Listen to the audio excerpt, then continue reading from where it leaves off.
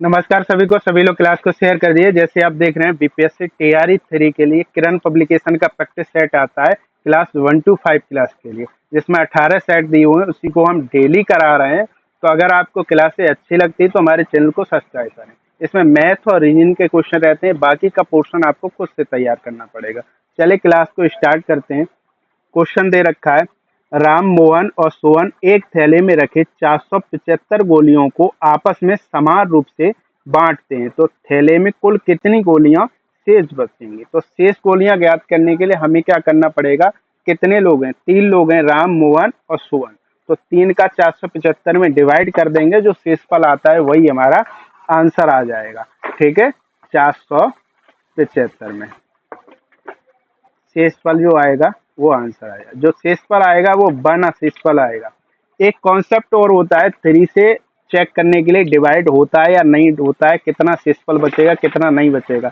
तो इन सब जो भी नंबर दिए हुए हैं उनको हम ऐड कर लेंगे। तो 4 और 7 कितना हो गया, 11 हो गया। 11 5 कितना हो गया, 16 हो गया। 16 को हम 3 से डिवाइड कर देंगे। अगर ये पूरा पूरा कट जाता है तो इसका मतलब ये 3 से संख्या डिवाइड हो जाएगी, और जितना शेषफल बचता है इसमें से तो वो इसमें भी शेषफल बचेगा, दोनों में इक्वल शेषफल बचेगा। तो 5 15 और कितना शेषफल बचा, 1 शेषफल बचा। तो 1 हमारा आंसर आ जाएगा। ऑप्शन नंबर 3 वाला सही हो जाएगा। नेक्स्ट क्वेश्चन की बात करते हैं। दो संख्याओं का महत्तम समावर्तक एवं लघुत्तम समावर्तक 50 और 250 है, क्रम से दिया हुआ है। इसका मतलब एचसीएफ कितना हो जाएगा, एचसीएफ जो हो जाएगा वो हमारा 50 हो जाएगा। एलसीएम कितना हो जाएगा, वो हमारा 250 हो जाएगा। पहली संख्या 2 से विभाजित किया जाए तो भागफल कितना आता है, 50 आता है। लेकिन पहली संख्या नहीं दे रखी है, लेकिन हिंट हमको दे रखी है। तो पहली संख्या हमको ज्ञात करने के लिए हम क्या करेंगे, भाजक का भागफल से मल्टीप्लाई कर देंगे। भाग फल से मल्टीप्लाई कर देंगे। और अगर शेषफल भी दिया होता है इसमें तो हम उसको शेषफल को इधर हम ऐड कर देते हैं। तो देखो भाजक कितना दे रखा है, 2 दे रखा है भाजक। तो 2 का हम कितने से मल्टीप्लाई करेंगे, भागफल कितना है 50 है, तो 50 से मल्टीप्लाई कर देंगे तो क्या आ जाएगा, 100 आ जाएगा। इसका मतलब पहली संख्या जो हमको प्राप्त हुई वो 100 प्राप्त हुई। अब हमारे पास में जब दूसरी संख्या ज्ञात करने के लिए हमारे पास एक फॉर्मूला होता है, पहली संख्या इंटू दूसरी संख्या बराबर क्या होता है, एलसीएम इंटू एचसीएफ होता है। चाहो तो हम इसको इस टाइप से भी लिख सकते हैं। हमको सेकंड दूसरी संख्या पूछी है तो ये पहली संख्या को बटे में हम लिख लेंगे, एलसीएम इंटू एचसीएफ वटे कितना हो जाएगा, पहली संख्या। अब देखो हमको पहली संख्या कितनी दे रखी है, 100 दे रखी है। एलसीएम कितना दे रखा है, 250 दे रखा है। और एचसीएफ कितना दे रखा है, 50 दे रखा है। तो देखो 50 से 100 कैंसिल हो जाएगा कितनी बार, 2 बार। तो 2 से 250 कैंसिल हो जाएगा 1 से 25 बार। इसका मतलब जो सेकंड संख्या जो प्राप्त हुई वो हमको 1 से 25 प्राप्त हुई। अब 1 से 25 कौन से ऑप्शन में दे रखा है, 3rd वाले ऑप्शन में। नेक्स्ट क्वेश्चन की बात करते हैं। 2 7 6 9 एवं x का औसत 8 है तो x का मान पूछा है। अगर हमको औसत पूछा जाता है तो फॉर्मूला होता है औसत बराबर जितने भी पद दिए हुए हैं उनको हम ऐड कर लेंगे। तो 2 plus 7 plus 6 plus 9 plus x, और बटे में हम क्या लिख देंगे, जितने पद दिए हुए हैं उनकी संख्या लिख देंगे। तो कितने पद हैं, 1 2 3 4 5 पद दिए हुए हैं तो बटे में 5 आ जाएगा। औसत हमको कितना दे रखा है, 8 दे रखा है। और ये 2 7 कितना हो गया, 9 हो गया। 9 और 6 कितना हो गया, 15 हो गया। 15 और 9 कितना हो गया, 24 हो गया। प्लस का ये x दे रखा है, इधर ये 5 है। इसको हम क्रॉस मल्टीप्लाई कर देंगे तो 5 का 8 से मल्टीप्लाई होगा तो कितना हो जाएगा, 40 हो जाए। इधर क्या है, 24 प्लस एक्स होगा। अब ये 24 को हम इधर लेके आएंगे तो ये प्लस में दे रखा है, तो इधर किस में हो जाएगा, माइनस में हो जाएगा। 40 माइनस 24 हो जाएगा बटे बराबर एक्स हो जाए। 40 में से 24 गया तो क्या बचेगा, 16 बचेगा। तो एक्स की वैल्यू क्या आ गई, 16 आ गई। इसका मतलब ये ऑप्शन नंबर सेकंड सही हो जाएगा। नेक्स्ट क्वेश्चन की बात करते हैं। यदि किसी वस्तु को बेचने पर हुई हानि विक्रय मूल्य की एक तिहाई है, किसकी, विक्रय मूल्य की एक तिहाई, तो हम 1/3 लिख लेंगे, तभी तो एक तिहाई होगी। इसका मतलब जो विक्रय मूल्य होगा वो 3 होगा। मान लेता हूं विक्रय मूल्य हमारा 3 है, तो हानि कितनी हो जाएगी, 1 हो जाएगी। अब हम सभी को पता है तो क्रय मूल्य कितना हो जाएगा, जब 3 रुपए में कोई वस्तु बेच रहे हैं तो 1 रुपए की हानि हो रही है, तो क्रय मूल्य कितना हो जाएगा, 4 रुपए हो जाएगा। यानी उसने 4 रुपए की तो खरीदी, जब वो 3 रुपए की बेच रहा है तभी तो 1 रुपए की हानि होगी। तो क्रय मूल्य इधर हम लिख लेंगे सी पे, कितना हो जाएगा, 4 हो जाएगा। अब क्या कह रहा है, हानि को प्रतिशत में बताना है, तो प्रतिशत में ज्ञात करेंगे तो कितनी हो रही है, 1 हो रही है। बटे में क्या आ जाएगा, क्रय मूल्य आ जाएगा 4। हमेशा हानि या लाभ हमेशा क्रय मूल्य पे ज्ञात करते हैं, तो क्रय मूल्य हम इधर हम नीचे लिख लेंगे और 100 से मल्टीप्लाई कर देंगे तो कितना, 4 से कैंसिल हो जाएगा, 25% हमारा आंसर आ जाएगा। ऑप्शन नंबर थर्ड वाला सही हो जाएगा। नेक्स्ट क्वेश्चन की बात कर रहा है। ए एक काम को 16 दिन में करता है। ये ए व्यक्ति है, वो एक काम को 16 दिन में कर रहा है। बी उसी काम को 32 दिन में करता है। बी व्यक्ति है, वो 32 दिन में करता है। तो ए और बी मिलकर काम करें तो तिगुना काम कितने दिनों में होगा। मिलकर काम करने के लिए हमें एलसीएम इनका ज्ञात कर लें। एलसीएम कितना आ जाएगा, 16 और 32 का 32 आ जाएगा पूरे, ठीक है। 16 दूनी 32 हो गया, 32 सेकंड 32। इसका मतलब ए एक दिन में 2 काम करेगा, बी एक दिन में एक ही काम करेगा। अगर इन दोनों को मिला दिया जाए तो एक दिन में कितना काम होगा, 3 काम होगा। तो 32/3 से हम डिवाइड कर देंगे, लेकिन इसमें एक शर्त दे रखी है, उस काम का तिगुना काम कितने दिनों में करेगा। तो हम क्या करेंगे, 3 का मल्टीप्लाई कर देंगे। 3 से 3 कैंसिल हो गया, इसका मतलब 32 दिनों में वो तिगुना काम उस काम का करेंगे। तो ऑप्शन नंबर कौन सा सही हो जाएगा, सेकंड वाला सही हो जाएगा। नेक्स्ट क्वेश्चन की बात करते हैं। ये एक धनराशि दी हुई है, 2 वर्ष में कितनी हो जाती है, 3700 रुपये हो जाती है। 3.5 वर्ष में कितनी हो जाएगी, 4000 रुपये हो जाएगी। तो डिफरेंस कितना आ रहा है, 2 में से 3 सही, 1/2 को हम घटा देंगे, वर्ष घटा देंगे तो कितना आएगा, 1 सही 1/2 ही तो आएगा।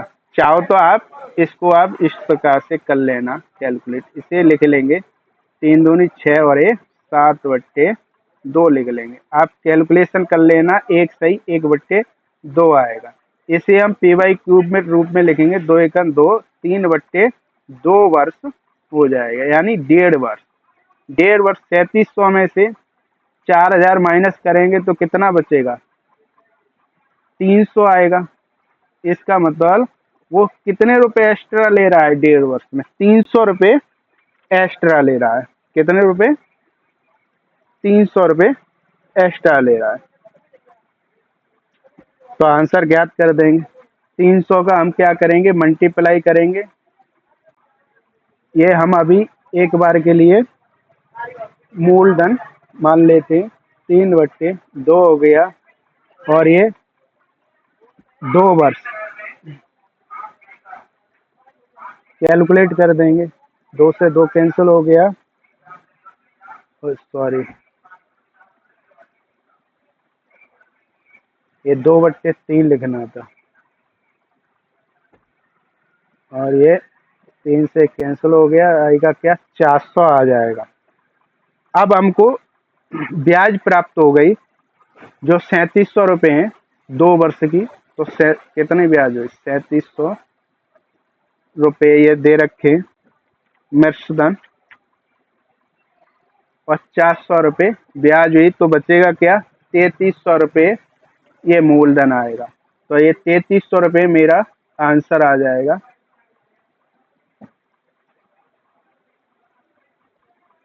ऑप्शन नंबर, इसमें कोई भी ऑप्शन नहीं दे रखा है, तो 5 वाला सही होगा, इनमें से कोई नहीं, ये सही हो जाएगा।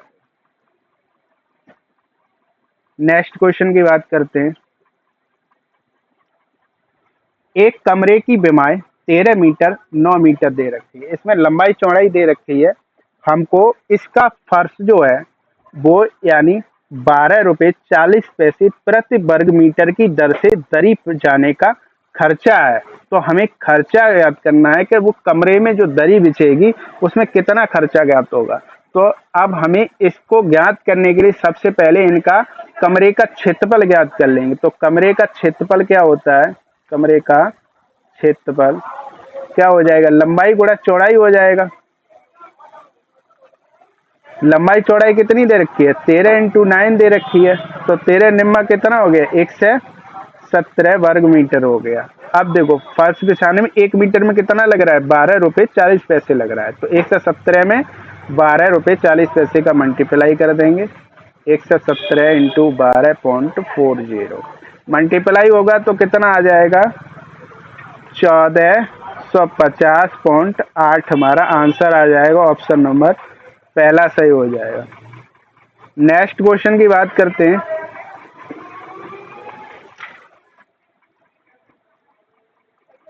राजीव के पास 500 रुपए के 10 नोट हैं।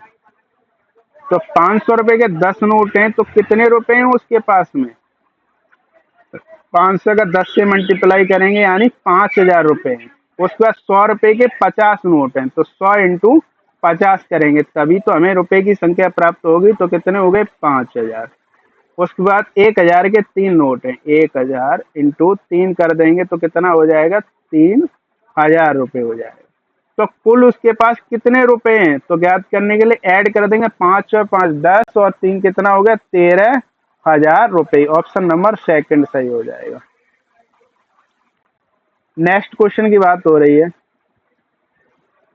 एक बस दिल्ली से 10.25 पर आते खुलती है जाती है, ठीक है, और जयपुर 4:05 पे शाम को पहुंचती है। तो यात्रा का समय कितना होगा?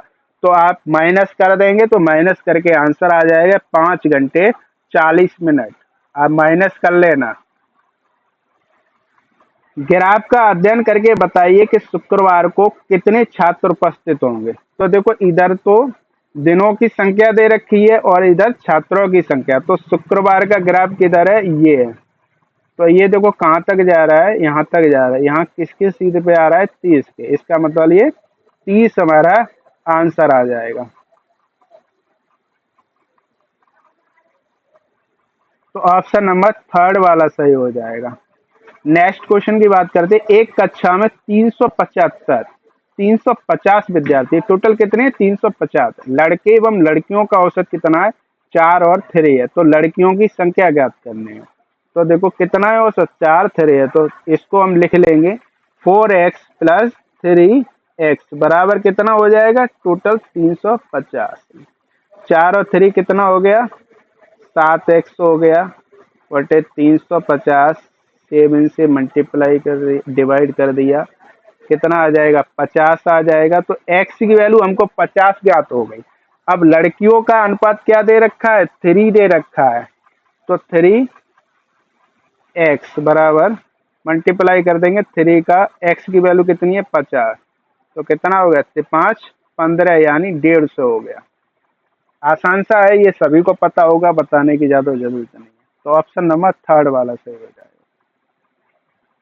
अब नेक्स्ट क्वेश्चन क्या दे रखा है? 2205 को किस न्यूनतम संख्या से भाग दिया जाए ताकि भाग एक पूर्ण वर्ग संख्या बन जाए। तो पूर्ण वर्ग संख्या ज्ञात करने के लिए हम क्या करेंगे? 2250 के अभाज्य गुणनखंड कर लेंगे। तो हमने छोटे क्लास में ये सीखे थे 5 6 में। अभाज्य गुणनखंड कैसे ज्ञात करते हैं? हम सबसे छोटी से छोटी संख्या ले लेंगे उसको हम इससे डिवाइड करेंगे तो इसमें शेषफल हमारा एक भी नहीं बचना चाहिए। तो देखो 2 से डिवाइड करेंगे तो शायद एक शेषफल आएगा 100%। लेकिन 3 से अगर डिवाइड करेंगे तो 2 और 2 कितना हो गया, 4 और 5 कितना हो गया, 9 हो गया। 9 3 से डिवाइड हो जाता है, इसका मतलब ये 3 से संख्या डिवाइड हो जाएगी। तो 7 21 हो गया और ये इधर 10 हो जाएगा। एक शेषफल बचेगा तो इधर 10 हो जाएगा, 3 3 का 9 और ये एक शेषफल बचेगा तो इधर 15 हो जाएगा, 5 15। फिर 3 से डिवाइड हो जाएगा, 3 दूनी 6, 3 चक 12 और 5 15 हो गया, 5 चक 20 और ये पनेम 45, 7 7 49, 7 एकम 7। इसका मतलब देखो इसका भी पेयर बन रहा है, इसका भी पेयर बन रहा है, बच क्या रहा है 5। अगर हम 5 से डिवाइड कर देंगे इस संख्या में तो ये हमें पूर्ण वर्ग संख्या प्राप्त हो जाएगी। तो 5 तो इसमें किसी में नहीं दे रखा है, तो ऑप्शन नंबर 5 सही हो जाएगा। नेक्स्ट क्वेश्चन की बात करते हैं। दो संख्याओं का गुणनफल 1260 है, इनका महत्तम समावर्तक 6 दिया हुआ है, तो लघुत्तम समावर्तक ज्ञात करना है। तो अगर ऐसे सवाल दे रखे हैं, दो संख्याएं दे रखी हैं, उनका गुणनफल दे रखा है, या तो हमको महत्तम समावर्तक दिया हुआ या लघुत्तम समावर्तक दिया हुआ, जो भी दिया होगा उसको हम डिवाइड कर देंगे, आंसर निकल आएगा। तो देखो ऐसे कितना 6 दे रखा है, तो 1260 में हम 6 का डिवाइड कर देंगे, 6 दूनी 12 हो गया और 6 एकम 6 यानी 2 से 10 हो गया। ऑप्शन नंबर थर्ड वाला सही हो जाएगा। नेक्स्ट क्वेश्चन की बात करते हैं। 169 बटे 0.169 बराबर 1 से 16.9 हो गया और ये एक्स हो गया। हम देखो क्रॉस मल्टीप्लाई कर लेंगे तो ये 169 हो जाएगा, एक्स बराबर क्या हो जाएगा 16.9 हो जाएगा इंटू 0.169 हो गया। अब देखो ये पॉइंट को हम हटा देंगे तो क्या होगा, उतने पॉइंट के बाद जितनी संख्या है उतनी जीरो आ जाएंगे। तो पॉइंट के बाद इधर एक संख्या है, इधर 3 संख्या है, कितनी हो गए 4 जीरो आ जाएंगे, 1 2 3 4। अब देखो 169 से तो ये 169 कैंसिल हो गया, बचेगा क्या एक्स बराबर 169 बटे 10,000। अब देखो जब डिवाइड करेंगे तो देखो ये जितने भी जीरो दिए हुए हैं तो पॉइंट के बाद उतने ही नंबर आ जाएंगे। तो देखो 1 2 3 4 दे रखे हैं, बट यहाँ तो 3 संख्याएं दे रखी हैं, तो इधर हम एक जीरो बढ़ा लेंगे 169 और इधर पॉइंट लगा देंगे, यही हमारा आंसर आ जाएगा। तो कौन सा सही है, option number first. Next question को हम ज्ञात करेंगे। 12 और 30 का तृतीय समानुपात, तृतीय समानुपात लिखाने के लिए 12 रेशियो 30 कर लेंगे, रेशियो इधर दोबारा फिर 30 लिख लेंगे, रेशियो एक्स लिख लेंगे। देखो ये 30 और 30 एक तरफ लिख लेंगे, 30 इंटू 30 लिख लेंगे और ये एक्स और एक्स एक तरफ लिख लेंगे, 12 इंटू एक्स लिख लेंगे। ये इधर लेके जाएंगे, 30 इंटू 30 हो जाएगा बटे 12 हो जाएगा और बराबर क्या होगा एक्स। देखो ये 12 से 3 चक 12 होता है, 3 दाई 30 होता है और ये 2 दूनी 4 होता है, 2 पंजे 10 होता है और ये 15 दूनी 30। तो कितना आया, एक्स की वैल्यू कितनी आई 75 आ गई। अब क्या इसमें बोल रहा है 9 और 25 के बीच माध्य समानुपात। तो मध्य समानुपात ज्ञात करने के लिए क्या करेंगे हम, x बराबर जो संख्याएं दी हुई हैं उनको रोड में लिख लेंगे, 9 इंटू 25 लिख लेंगे। 9 और 25 का मल्टीप्लाई करेंगे तो 2 से 25 होता है, 2 से 25 का वर्गमूल ज्ञात करेंगे तो क्या हो जाएगा 15 हो जाएगा। अब देखो इनका अनुपात हमें ज्ञात करना है, तो 75 और 15 का अनुपात क्या हो जाएगा, 15 से के 15 75, 5 बार कटेगा तो 5:1 आ जाएगा। 5:1 कितने में, किसमें, ऑप्शन नंबर थर्ड सही हो जाएगा। नेक्स्ट क्वेश्चन दे रखा है, ये एक काम का 80 दिन में, ये एक काम 80 दिन में कर सकता है, उसने 20 दिन काम किया, मतलब 20 दिन में कितना काम कर लिया, 80 काम था 20 दिन किया, तो 20 का डिवाइड कर देंगे यानी 1/80 4 आ जाएगा। तो बचेगा क्या, 1/4 में से 1 माइनस कर देंगे तो क्या बचेगा, 3/4 काम बचेगा। अब 3/4 वो कितने दिन में कर रहा है, 42 दिन में कर रहा है। तो हम क्या करेंगे, 4 का इधर क्रॉस मल्टीप्लाई करेंगे, 4 का क्रॉस मल्टीप्लाई कर देंगे,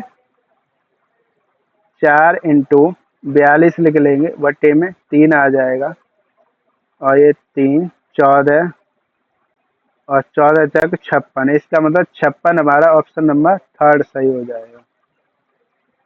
नेक्स्ट क्वेश्चन की बात करते हैं, क्या दे रखा है।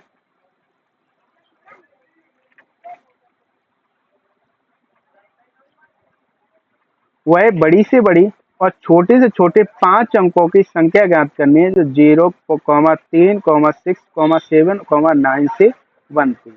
इसमें नंबर दे रखे हैं, तो बड़ी संख्या ज्ञात करेंगे हम सबसे पहले। तो बड़ी संख्या के लिए सबसे बड़ा नंबर पहले लिखेंगे, 9 लिख लेंगे।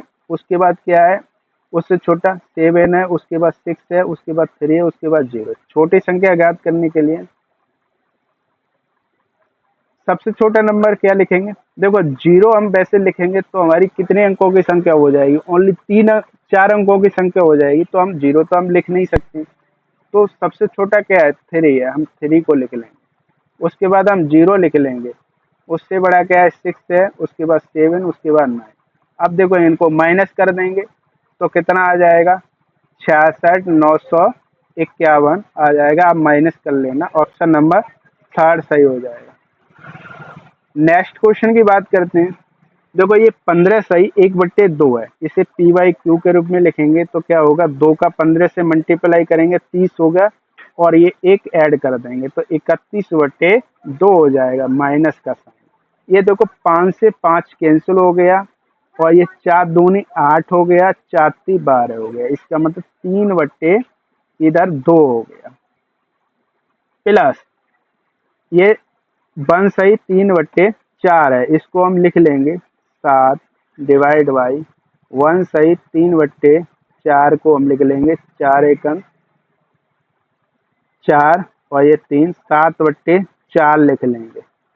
इसको हम सॉल्व करेंगे तो 7, ये डिवाइड हटाएंगे तो इंटू का साइन लगाएंगे तो ये रिवर्स हो जाता है, तो 4/7 हो जाए, 7 से कैंसिल हो गया, क्या हो गया, 4 हो गया। ठीक है,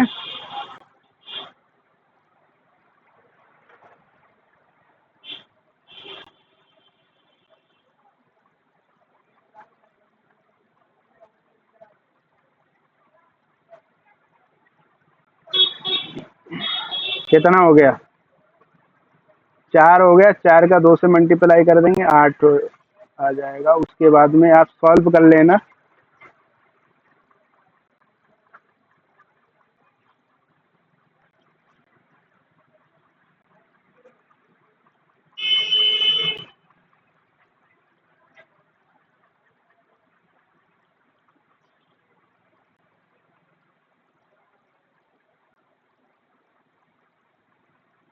4 हो गया, उसके बाद में इंटू का साइन 2 दे रखा है। अब 31/2 हो गया, माइनस 3/2 प्लस 4 कितना हो गया, इसे सॉल्व करेंगे 2 एलसीएम आ गया, 4 दूनी 8, 8 और 3 कितना हो गया, 11 हो गया, और इंटू 2 दे रखा है। 11 का 2 से 2 कैंसिल हो जाएगा, 31/2 हो जाएगा, माइनस 11 हो जाएगा, 11 दूनी 22, 22/, और ये माइनस का इधर 31 माइनस 22 क्या हो जाएगा, 2। 31 में से 22 जाएगा तो कितना बचेगा, 9 बचेगा, 9/2 आंसर आ जाएगा। ऑप्शन नंबर थर्ड हमारा सही हो जाएगा।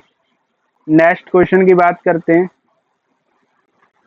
एक यात्री गाड़ी से 80 किलोमीटर प्रति घंटे की चाल से चलता है, रेलवे स्टेशन से, इधर थोड़ा सही से देखने, एक यात्री गाड़ी से जो 80 किलोमीटर प्रति घंटे की चाल से चलती है, मतलब ये यात्री गाड़ी है वो किस चाल से चल रही है, 80 किलोमीटर प्रति घंटे की, रेलवे स्टेशन से एक मालगाड़ी जाने पे 6 घंटे बाद चलती है। मतलब कोई मालगाड़ी है वो चली जाती है, उसके बाद में 6 घंटे बाद यात्री गाड़ी चलना स्टार्ट होती है। 4 घंटे बाद मालगाड़ी आगे जाती है और मालगाड़ी मतलब 4 घंटे बाद वो क्रॉस करती है। तो सबसे पहले यात्रा ज्ञात कर लेंगे, कुल दूरी कितनी हो जाएगी। दूरी चाल बट्टे चाल इंटू समय होता है, तो 80 इंटू क्या हो जाएगा, समय कितना हो जाएगा, 6 और 4 कितना हो गया, 10 हो गया। टोटल जो मालगाड़ी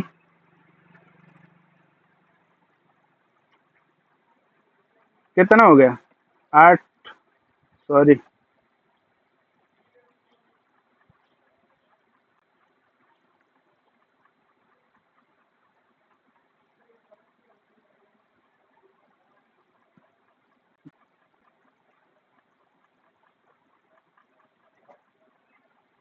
जो यात्री गाड़ी है वो 4 घंटे चलती है, मतलब 8 चक 32, सॉरी सॉरी, इसका मतलब वो 4 घंटे में कितना चलेगी, 320 किलोमीटर चलेगी। अब हमें दूरी तो प्राप्त हो गई, तभी तो ये एक दूसरे से मिलेंगे।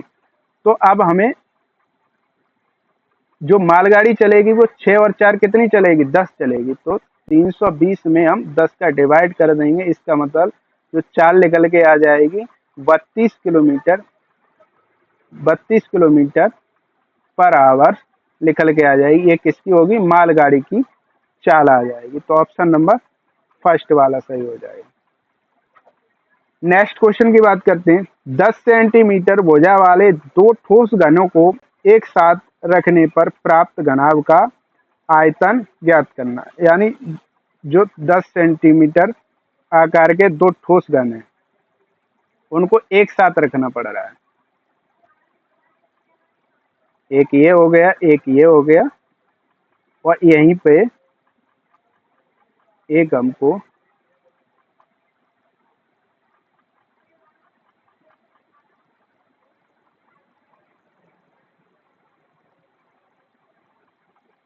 ये हो गया।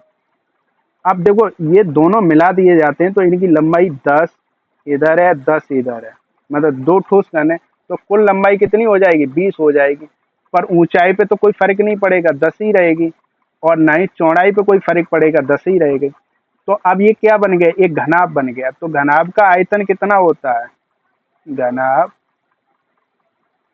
का आयतन क्या होता है, लंबाई,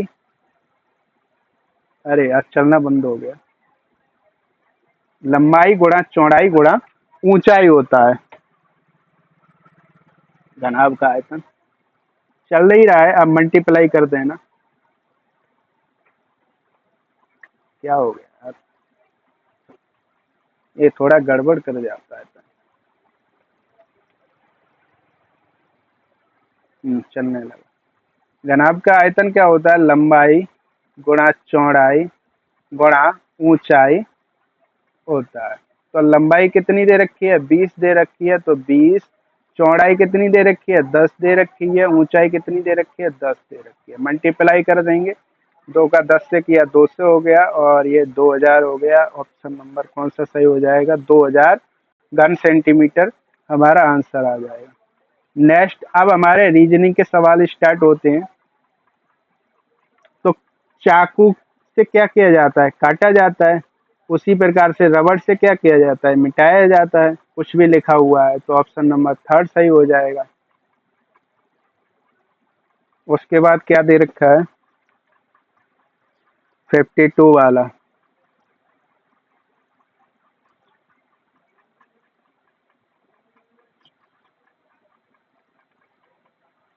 एक विशिष्ट कोट भाषा में देखो फ्यूम को 43 लिखा गया है। फ्यूम की प्लेस वैल्यू क्या होगी, देखो एफ कौन से नंबर पे आता है, 6 नंबर पे। अगर हम इसको ऐड करते, यू किस पे आता है, 22वें नंबर पे, एम किस पे आता है, 13 नंबर पे, और ई किस पे आता है, 5 नंबर पे। जिसको पता नहीं है प्लेस वैल्यू, वो अच्छे से इनकी प्लेस वैल्यू सही से याद कर ले, तभी ये क्वेश्चन कर पाओगे। 6 और 22 कितना हो गया, 28 हो गया। 28 और 13 कितना हो गया, 28 और 13 45 हो रहा है। और इधर देखो क्या लिखा हुआ है, TRAP, TRAP लिखा हुआ है। टी की प्लस वैल्यू क्या है, 20 है। आर कौन से नंबर पे आता है, 19वें नंबर पे आता है यार। ए कौन से नंबर पे आता है, ए पहले नंबर पे आता है, इनको ऐड कर लेंगे। पी कौन से नंबर पे आएगा, ओ पी 16 नंबर पे आएगा। तो कितना हो जाएगा, 20 और 40 और एक कितना हो गया, 46 हो गया।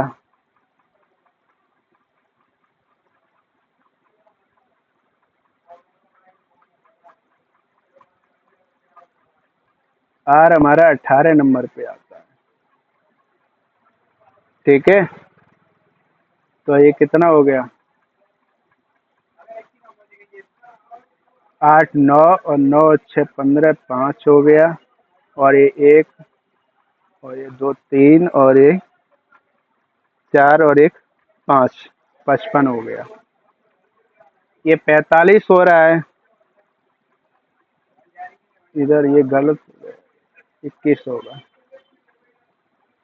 ये 45 हो रहा है। देखो कहीं ना कहीं इसमें, अब देखो नेक्स्ट क्या कह रहा है, इधर होगा, क्रम से नहीं लिखा है।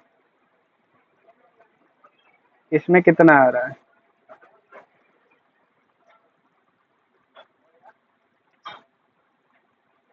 ये आर आई एम पे दे रखा है। आर कौन से नंबर पे आता है, 18। आई कौन से नंबर पे, 9 पे आता है। एम 13 पे। सबको ऐड कर लेंगे। पे कौन से, 16 नंबर पे आता है। 6 और 3 9 हो गया। 9 और 9 कितना हो गया, 18। 18 और 8 कितना हो गया, 26 हो गया। 26 का 6 हो जाएगा। एक और एक 2 और ये 3 और 5 एक कितना हो गया, 56 हो गया। अब देखो इसमें क्या दे रखा है क्वेश्चन में, ये तो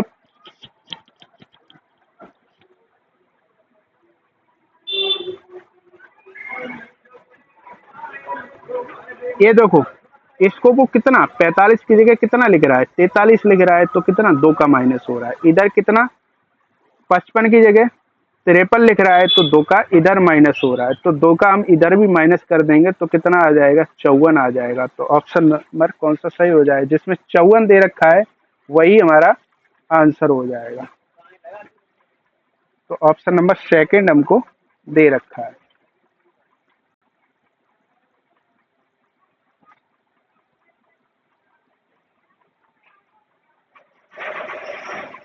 ओपन बहुत लेट होता है।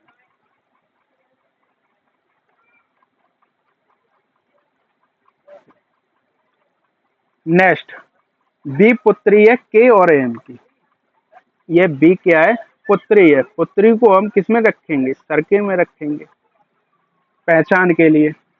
अब देखो पुरानी पीढ़ी को हम हमेशा क्या लिखते हैं, आगे लिखते हैं। तो किसकी पुत्री है, के और एम की पुत्री है। अब इनमें से हमें यह नहीं पता है कि ये कौन सा पति है कौन सा पत्नी है, तो इसको हम ऐसे ही छोड़ देंगे। ठीक है, अब वो बात क्या कर रहा है, एम पुत्र है, बी का दादा है। जो एम पुत्र है, बी का क्या है, दादा है, वो बता रहा है। तो एम क्या हो जाएगा, इधर पुरुष हो जाएगा।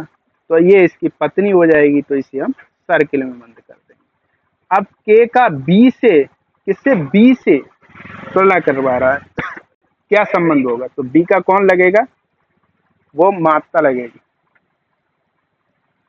अभी 5 मिनट।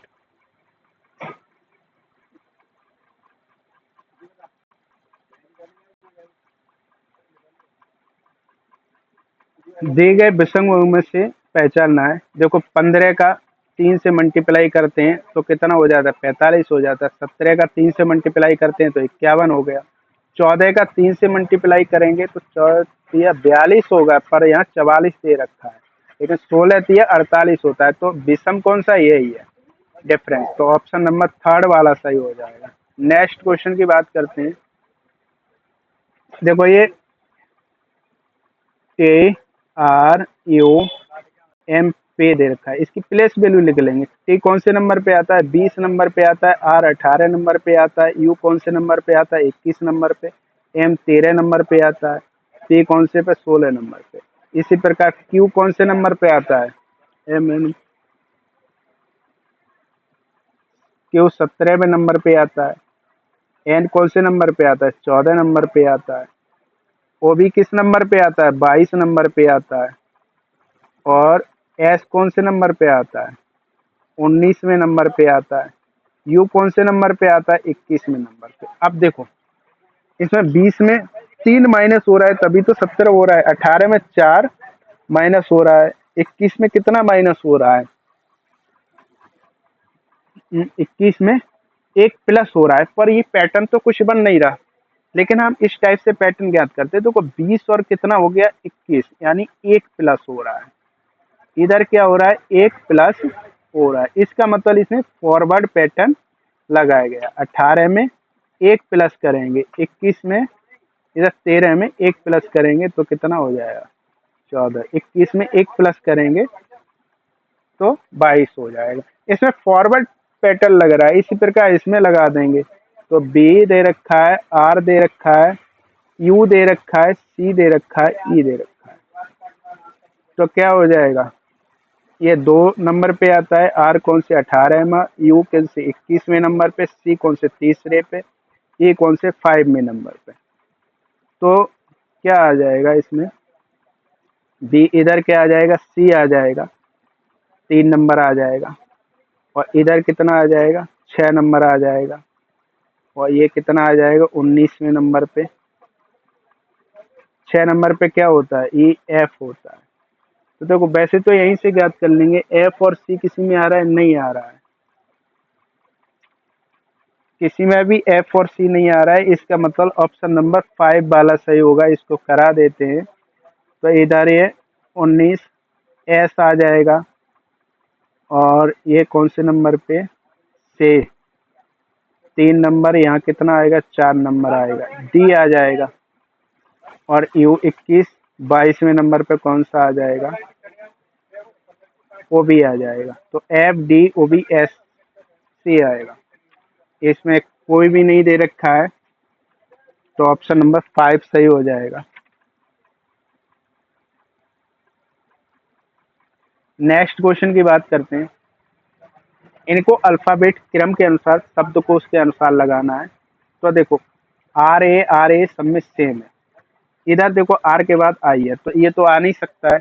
देखो सबसे छोटा क्या है, ए सबसे पहले आता है, इधर ए आता है। तो ए, उसके बाद क्या आया, आई आया है, इधर एन आया है। तो आई और एन में कौन पहले आएगा, एन पहले आएगा या आई पहले आएगा। तो आई पहले आएगा, तो पहले वाला पहले हो जाएगा, उसके बाद सेकंड हो जाएगा। अब देखो इधर आई है, इधर ई है। तो आई और ई में कौन पहले आएगा, ई पहले आएगी 4 नंबर पे, उसके बाद आई पहले आएगी। अब आई और ओ में कौन पहले आएगा, आई पहले आ जाएगी, तो ये ओ बाद में आएगा। तो ये 5, 1 2 4 1 5 किसमें है, 1 2 4, 1 2,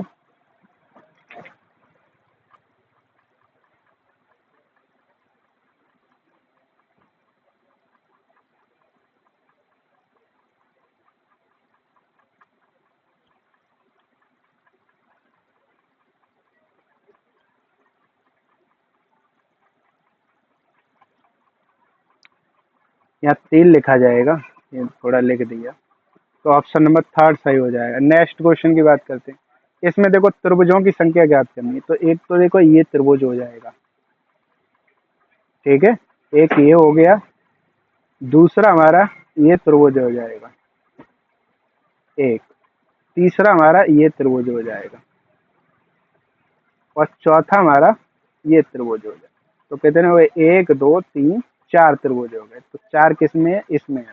ऑप्शन नंबर पहला सही हो जाएगा। नेक्स्ट क्वेश्चन ज्ञात करते हैं। देखो सिरवड़ एक उत्तर पूर्व की ओर मुंह किए हुए हैं। मतलब उत्तर पूर्व हमारा किधर होता है, इधर होता है। एक सर्कल बना लेंगे, ये हो गया उत्तर, हो गया। ये दक्षिण हो गया, और ये पूरब हो गया, और ये पश्चिम हो गया। इधर हमारा क्या हो जाएगा, उत्तर पूर्व हो जाएगा। इधर क्या हो जाएगा, पूर्व दक्षिण हो जाएगा। इधर क्या हो जाएगा, दक्षिण पश्चिम हो जाएगा। इधर पश्चिम उत्तर हो जाएगा। अब देखो इधर वो मुख किए हुए हैं, उसमें साफ साफ कह रहा है कुल। अब वो क्या कर रहा है, सवार एक उत्तर पूर्व की ओर मुंह किए हुए है, पहले वो 45 अंश वामावर्त घूमता है। इसका मतलब वो इधर की तरफ कितना घूमेगा, 45 अंश घूमेगा। ठीक है, इसको लिख लेंगे, कुल घूर्णन कितनी होती है। अगर एक तरफ घूम रहा है तो प्लस कर देंगे, और दोनों तरफ घूम रहा है तो माइनस। तो वो 45 अंश वामावर्त घूम रहा है, उसके बाद